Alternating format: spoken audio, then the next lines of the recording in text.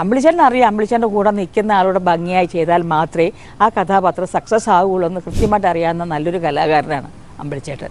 വളരെ സീരിയസ് ആയിട്ടിരിക്കുന്ന ഒരു ക്യാരക്ടറാണ് അദ്ദേഹം. പക്ഷേ അദ്ദേഹം ഒരിക്കലും ജീവിതത്തിൽ സീരിയസ് ആയിട്ടിരിക്കുന്നിടത്ത് ഒരിക്കലും കോമഡി പറയത്തില്ല. ഇപ്പോൾ ഹ്യൂമർ ചെയ്യുമ്പോൾ പരസ്പരം അങ്ങോട്ടും ഇങ്ങോട്ടും നമുക്കൊരു ധാരണയുണ്ട്.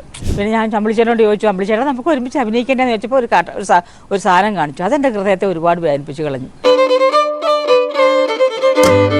അമ്പിളിച്ചേട്ടനോടൊപ്പം അഭിനയിച്ച കുറച്ച് നിമിഷങ്ങൾ എന്ന് വെച്ചാൽ നമ്മൾ കൺമഷി എന്ന് പറഞ്ഞ പടത്തിനകത്ത് ഞാനും അമ്പിളിച്ചേട്ടനും ഹസ്ബൻഡ് ആൻഡ് വൈഫാണ്. അതിനകത്ത് അഭിനയിക്കുമ്പോൾ എൻ്റെ ക്യാരക്ടർ എന്ന് പറഞ്ഞാൽ കുറച്ച് ഏഷണി കൂട്ടി ചെറിയ പ്രശ്നങ്ങളൊക്കെ വലിയ പ്രശ്നമാക്കി മാറ്റുന്നൊരു ക്യാരക്ടർ എൻ്റെ ക്യാരക്ടർ.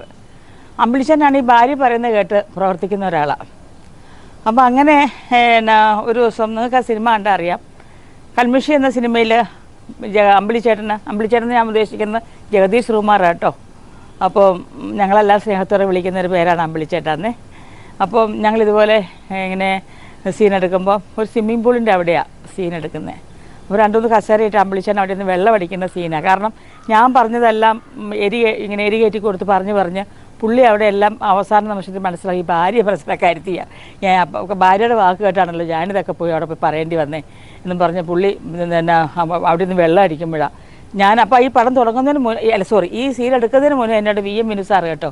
VM വിനു സാറാണ് എന്നെ സിനിമയിലോട്ട് കോമഡി എന്ന് പറഞ്ഞ് എന്നെ ആദ്യമായിട്ട് കൊണ്ടുവരുന്ന ഒരാൾ. അതുകൊണ്ട് ഞാൻ ഇപ്രാവശ്യം ഞാൻ ഓർക്കുകയാണ്, വിനു സാറേ താങ്ക് യു എന്നെ കോമഡിയിലോട്ട് എന്നെ കൈപിടിച്ച് സിനിമയിലോട്ട് കൊണ്ടുവന്നതിന്.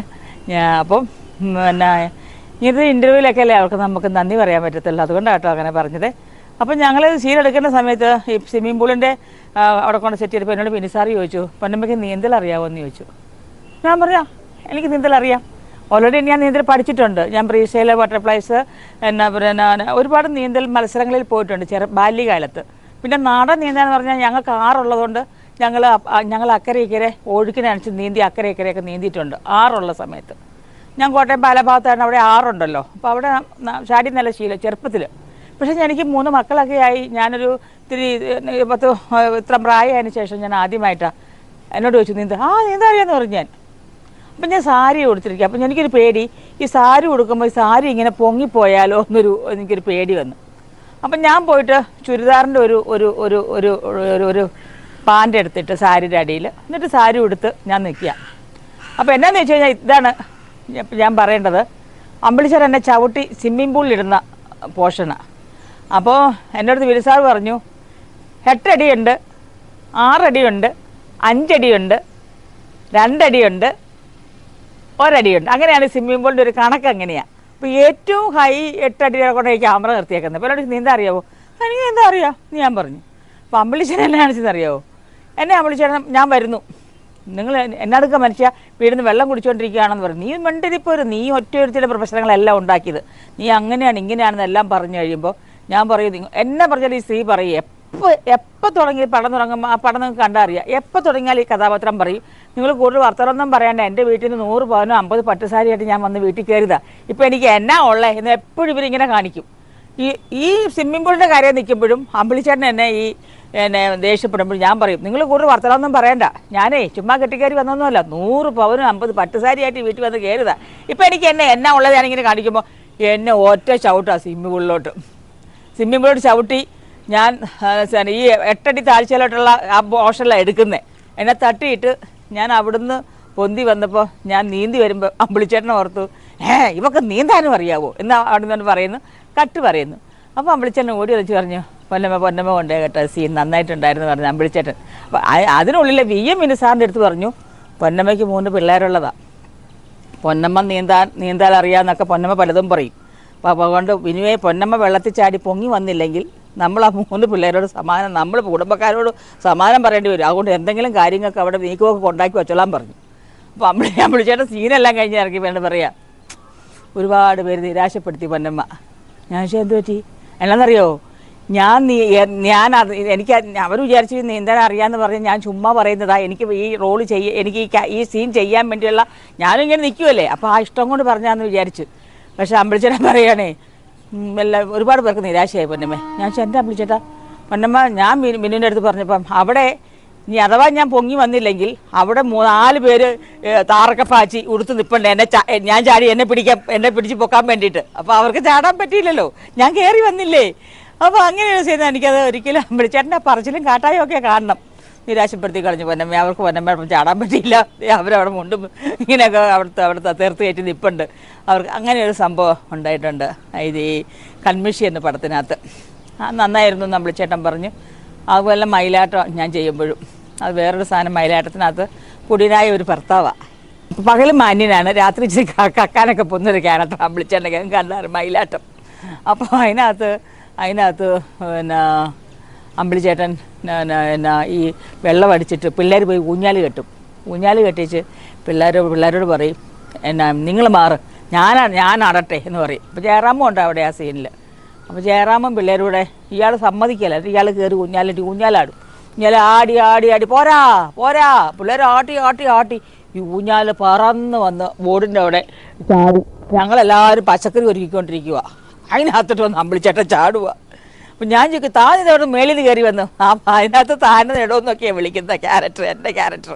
താൻ പച്ചക്കറി നട്ടുപിടിപ്പിക്കാൻ പോയിരിക്കായിരുന്നു രാത്രി എന്നൊക്കെ ചോദിക്കുന്ന വേറെ രംഗങ്ങളുണ്ട്. ഈ കോമഡി ഷോ ഇതിലൊക്കെ ഓരോ വരുന്നുണ്ട് ആ സീൻസ് എല്ലാം. അപ്പം അങ്ങനെ അവിടെ വന്നിട്ട് ആ സീൻ എടുത്തപ്പോൾ അത് നിറച്ച്. പിന്നെ അത് പറഞ്ഞ് അത് സീൻ എടുത്ത് കഴിഞ്ഞപ്പോഴത്തേക്കും ഞങ്ങളാണ് പേടിച്ചു പോയി. കാരണം അത്ര ആ ഉള്ളത്തിന് താഴോട്ട് ചാടുമല്ലേ.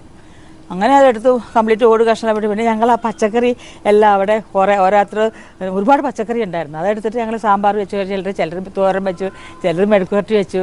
അങ്ങനെയൊക്കെ രസകരമായ ഒരു സെറ്റായിരുന്നു നമ്മുടെ ഈ മയിലാട്ടവും. അമ്പിളിച്ചേട്ടൻ്റെ കാര്യം തന്നെ ഈ പറയുന്ന കൺമഷി. രണ്ടും VM സാറിൻ്റെ പടമായിരുന്നു. അതുപോലെ രണ്ടും ഇങ്ങനെയുള്ള കാര്യങ്ങളൊക്കെ ഓർത്തിരിക്കുന്ന അതാണ് അമ്പിളിച്ചേട്ടൻ്റെ കാര്യങ്ങൾ. പിന്നെ ഇതാണ് വളരെ സീരിയസ് ആയിട്ടിരിക്കുന്ന ഒരു ക്യാരക്ടറാണ് അദ്ദേഹം. പക്ഷേ അദ്ദേഹം ഒരിക്കലും ജീവിതത്തിൽ സീരിയസ് ആയിട്ടിരിക്കുന്നിടത്ത് ഒരിക്കലും കോമഡി പറയുകയോ അങ്ങനെയൊന്നും ചെയ്തിട്ടില്ല. വളരെ സീരിയസ് മാനായിട്ടാണ് എപ്പോഴും തന്നെ നമ്മുടെ സീൻസ് അഭിനയിച്ചുകൊണ്ടിരുന്ന് കഴിഞ്ഞിട്ട് പിന്നീട് ഉള്ള സമയങ്ങളിലാണ് ഹ്യൂമർ വർക്കൗട്ട് ചെയ്യുന്നത്.